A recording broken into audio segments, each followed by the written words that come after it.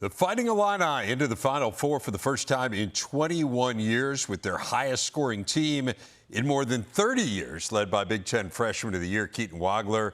It is Illinois' sixth all-time Final Four. They are in search of their first ever national title, and the man who has gotten them to this point, Brad Underwood, is our big interview. Brad, great to have you with us. Congratulations. Absolutely thrilled for you and everyone associated with the program. What has the last 48 hours or so been like for you? You know, you dream about this as a kid and as a young coach, and the dreams aren't near as good as the reality. and I mean that. And you know, you're just I think I have just an unbelievable appreciation for how hard it is. We've had some good teams here, and we had 4 hard games in this tournament, and special group, but yeah, it's pretty doggone good.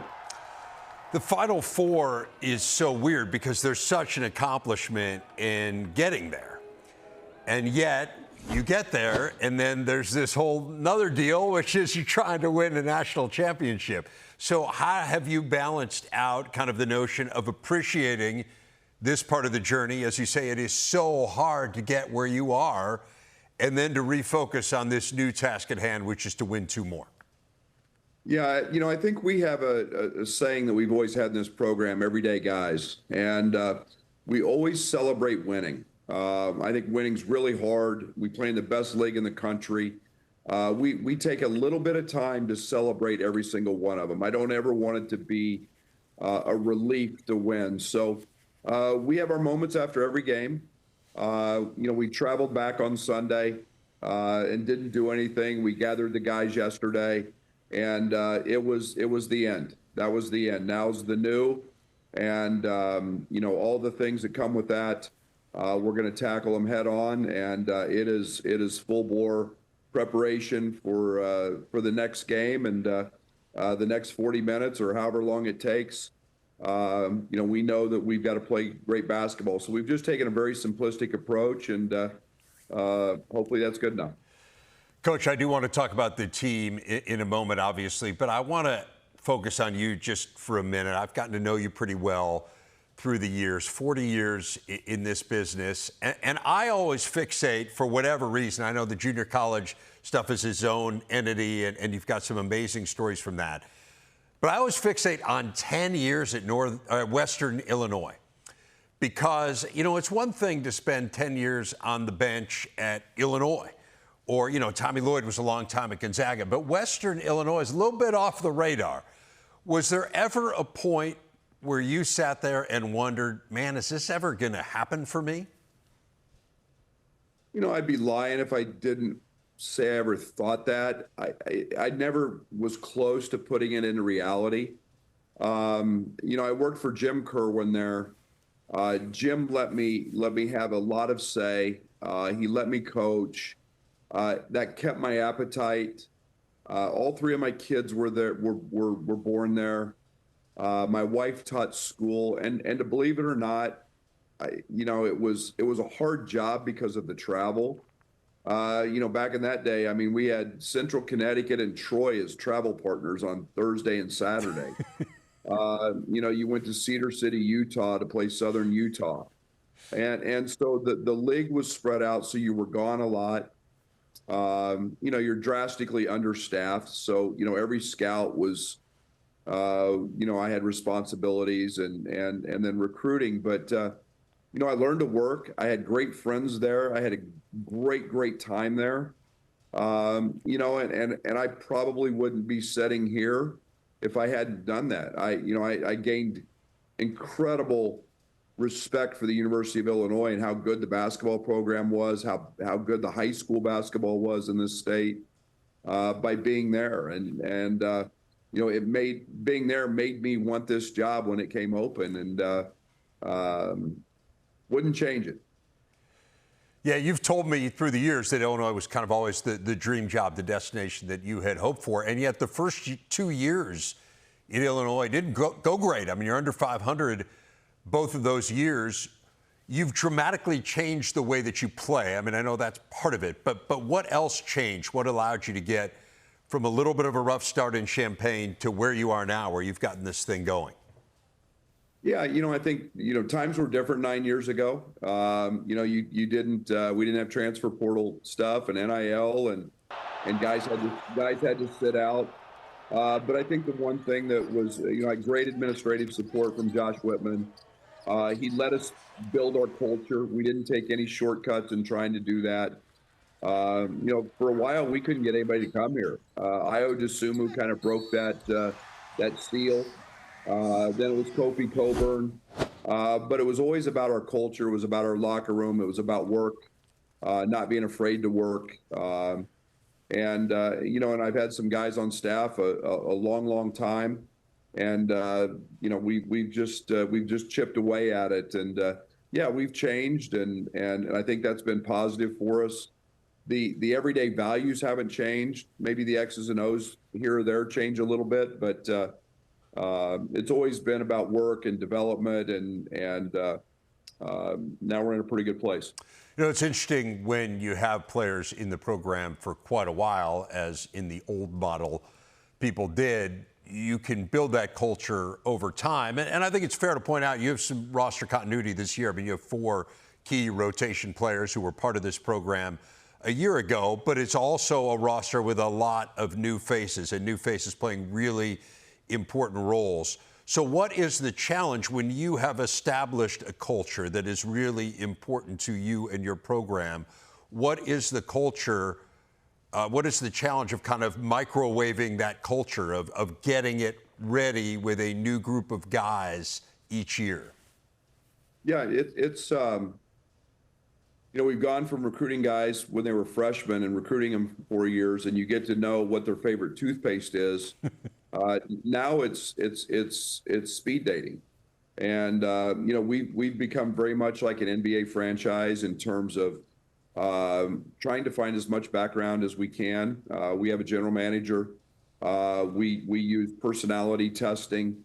We do all kinds of processing testing with guys to make sure they fit. We're not for everybody, that's for sure. We want guys that want to play for the name on the front. We want guys who winning is important. We try to bring that up as often as we can in the process and figure that out.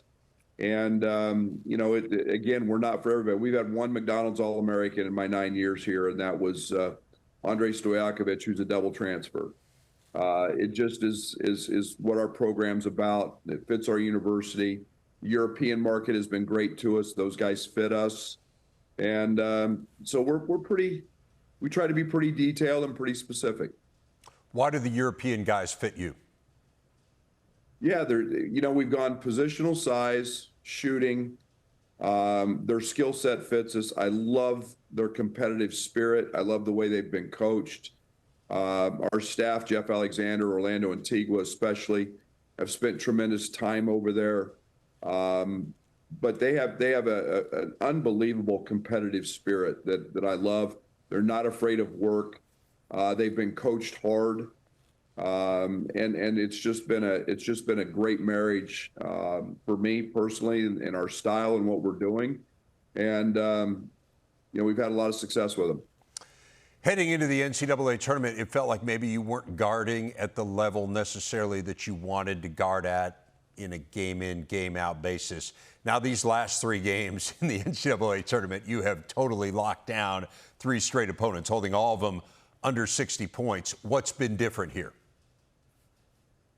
I think it finally clicked. And I mean that. One of the great challenges we had all year was the loss of Kylan and Andrei Stojakovic mid Big Ten play. Kylan to a broken hand, Andrei to a high ankle sprain, and arguably 2 of our better defenders, and especially being able to apply ball pressure. Working those guys back in took us a minute, and it was hard. We had Jake Davis and Ben Humerkaus playing great. Now all of a sudden we're instituting those 2 guys back in, reinstating them, and it took a minute. We were a little off. We weren't consistent. I look at the Big Ten game. We played great in the first half against Wisconsin, and then gave up 100 in the second half. And we're the same team, and it's just uh, finding that ability to maintain and then finally those guys, Kylan and Dre, have both been playing great. You played UConn already. It was at MSG in November. I was looking at the minutes distribution in that game. I haven't had time to watch the game back. I'm going to do that this week. But I was looking at the minutes distribution, and it's so radically different from where you are now. So I know that you are a very different team just in terms of how you're allocating who's on the floor for how long. But what can you learn from that game that you can carry forward to the game on Saturday? Well, there's not much we did that I want to take forward. We were awful, and they were great. And then they had some issues too. Reed was not the focus that he is now. Braylon Mullins was coming off an ankle injury, so we're both drastically different. I think Keaton touched the ball 4 times in the game. I got mad at Merck, and didn't play him. I think he played 16 minutes. Now those 2 guys, I don't want to take off the court. And it was right after that game we made the decision with Keaton. We were going to live and die with him and his decision making and putting him on the ball. But Andre, that was his second game back, and literally rewatching that game the other morning about 5:30 in the morning. I couldn't believe I played him. He had been out 7 weeks. It was his second game back, and he had no clue what we were doing defensively. Tommy had been in a shoot around, and that was when he was finally cleared to play after 16 off days for having tonsillitis. So we were just a shell of ourselves, and so we're both drastically different. We'll not take a whole lot from it. I love their team, and obviously, Danny has figured out winning, and he proved that the other night with their comeback.